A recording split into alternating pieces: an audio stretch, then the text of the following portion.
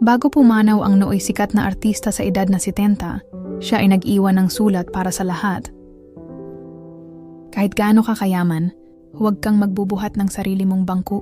Alalahanin mo, hindi mo kayang bitbitin ang sarili mo papuntang libingan, kaya maging mapagkumbaba sa kabila ng iyong narating. Kahit gaano na kataas ang narating mo, hindi mo pa rin alam ang mangyayari sa hinaharap. Alalahanin mo, hindi mo hawak ang iyong buhay. Kaya wag mong isipin na mas nakakaangat ka kaysa sa iba. Kahit gaano kabilis ang takbo ng iyong sasakyan, hindi mo pa rin kayang kontrolin ang oras. Alalahanin mo, lahat tayo ay may tig 24 oras araw-araw, kaya pahalagahan mo ang bawat minutong nabubuhay ka. Kahit gaano kalaki ang iyong bahay, hindi lahat ng espasyo nito ay napapakinabangan mo. Alalahanin mo, iisa lang ang sukat ng ating paglilibingan, kaya magpasalamat ka sa maliit at malalaking biyaya. Kahit gaano karami ang pumupuri sa iyong ganda, huwag kang masyadong maginarte, kumukulubot din ang iyong balat. Alalahanin mo, mas dinadayo ng turista ang mga unggoy at gorilya. Kaya huwag kang mahuhumaling sa pagpapaganda ng iyong itsura. Kahit gaano ka kasikat, hindi mo madadala ang palakpak ng tao sa kabilang buhay. Alalahanin mo, kapag pumanaw ka, hindi na mahalaga kung ilang milyon ang tagahanga mo. Ang mas mahalaga ay kung ilang tao ang iyong natulungan at napasaya. Kahit gaano karami ang ari-arian mo, hindi mo ito maisasama sa iyong huling hantungan. Alalahanin mo, sa dulo ng lahat, pangalan mo lang ang nakaukit sa lapida mo, kaya huwag mong ibuhos ang buhay sa material na bagay. Mas mahalaga ang pagmamahal at kabutihan. Kahit gaano ka katalino, hindi mo pa rin kayang unawain ang lahat ng bagay sa mundo. Alalahanin mo, may mga tanong sa buhay na walang sagot, at may mga pangyayari na hindi mo kayang kontrolin, kaya matuto kang maging mapagpakumbaba. At huwag isiping ikaw lang ang laging tama. Kahit gaano kadami ang iyong kaibigan, darating ang panahon na iiwan ka rin nila. Alalahanin mo, sa oras ng iyong kahinaan at pagdadalamhati, tanging tunay na pagmamahal at pananampalataya ang masasandalan mo. Kaya pahalagahan mo ang mga taong nagmamahal sa iyo nang walang hinihintay na kapalit. Kahit gaano ka kaabala, hindi mo dapat kalimutan ang iyong pamilya. Alalahanin mo, sa huling yugto ng iyong buhay, hindi trabaho, pera, o kasikatan ng iyong hahanapin, kundi ang init ng yakap ng iyong mga mahal sa buhay. Kaya ipakita mo sa kanila ang iyong pagmamahal habang may panahon pa.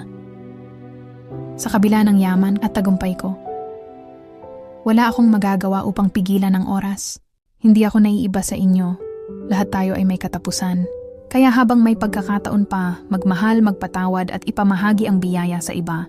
Dahil sa huli, hindi kung gaano tayo kayaman ang sukatan ng ating buhay, kundi kung gaano tayo naging mabuting tao.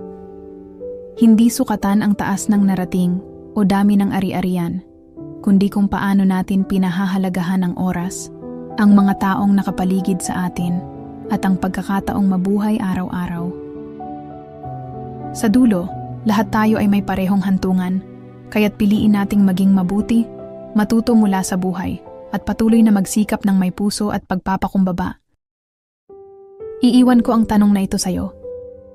Kapag dumating ang araw ng iyong paglisan,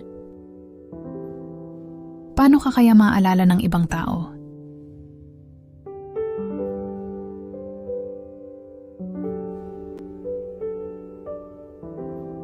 Ito ang maiiwasan mong mga sakit kung araw-araw kang naglalakad ng at least 20 minutes kada araw.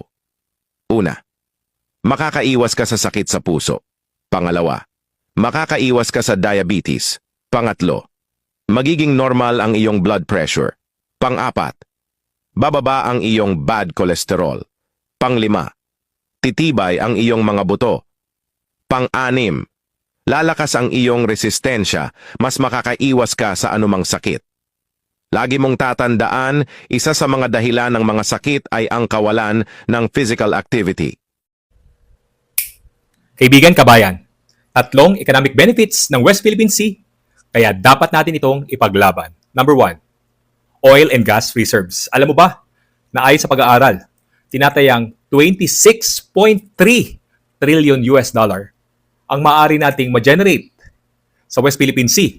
Yes, ito ang reserve nating oil and gas sa mayamang dagat na ito. Ang utang natin is around 277 billion US dollar noong taong 2024. At kapag pinagkumpara mo yung utang natin versus sa ma-generate nating income sa West Philippine Sea, Ang utang natin is around 0.010% lamang. Nabayaran na natin ang utang ng ating bansa, malaki pa ang ating kikitain sa West Philippine Sea. At kapag nagamit ang pondo sa tama, mas lalong uunlad ang ating bansa at gaganda ang kalagayan ng mamayang Pilipino. Number 2, yamang dagat. Alam mo ba, according sa Philippine Statistics Authority, noong taong 2018 hanggang 2022, ang West Philippine Sea ay nakapag-ambag ng 305,000 metric tons na fish products. Sa kaubuan, ito ay nag-ambag ng 11% fish products sa ating bansa. Talaga namang napakayaman ng West Philippine Sea. Number 3, daanang pangkalakalan. Kapag ang West Philippine Sea ay nawala sa atin, bilyon-bilyon ang mawawala sa ating bansa. Sapagkat sa West Philippine Sea, dumadaan ang bilyong-bilyong kalakal or products. At ito ay may impact sa ating ekonomiya at hindi na sa ekonomiya natin kundi sa ekonomiya ng ating rehiyon. Kaya naman, dapat nating pangalagaan at ipaglaban ang ating karapatan. At kaya naman, ang China ay gigil na makuha at maangkin ang yaman ng West Philippine Sea na para sa atin. Papayag ba tayong ibigay na lamang ang West Philippine Sea na meron tayong legal na batayan para maging sa atin? Ang ma-educate, ma-inform sa kalagayan ng West Philippine Sea at malaman nila na ang economic benefits pala ng West Philippine Sea ay napakalaki at maganda ang maitutulong sa mga Pilipino at sa ating bansa.